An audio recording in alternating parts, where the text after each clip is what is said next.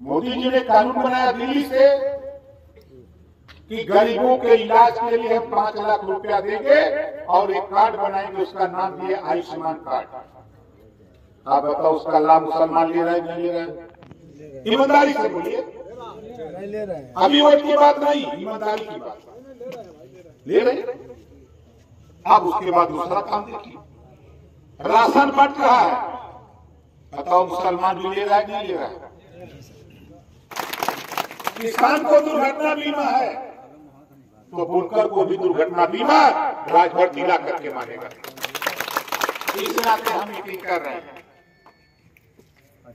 आज किसानों को खाद बीज ये सब्सिडी है, तो बुनकर भाइयों तुझे भी सब्सिडी ओम प्रकाश राजभर जिला के दिखाएगा, आप देखते जाइए।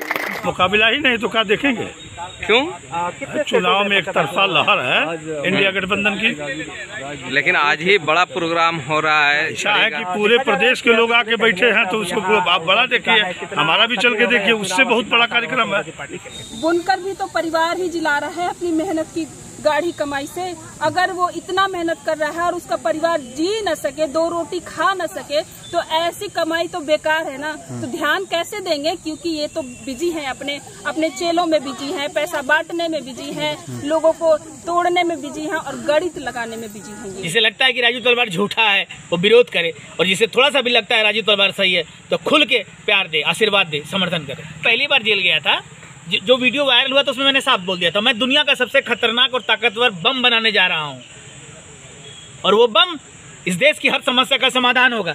लेकिन टीवी में बैठ के दिल्ली में लोग चर्चा कर रहे थे कि मैं बम बना रहा हूं। अरे भाई, कोई भी चूतिया भी कह देगा कि अन्न जरूरी है, सोना चांदी नहीं जरूरी है, उसके बाद भी 10 ग्राम सोने की कीमत साला इतनी पहुंच गई, और 1 किलो अनाज। क्या हो रहा है? क्यों हो रहा है? 140 करोड़ लोग चूतियां हैं, मरे हुए लोग हैं। इब्तिदा इस खैर होता है क्या, आगे आगे देखिए होता है क्या। मोबाइल थोड़ा सा नीचे करिए आप लोग। भाषा ऐसी बदलेगी कि आप यकीन नहीं होगा कि ये हुजूर वही थे।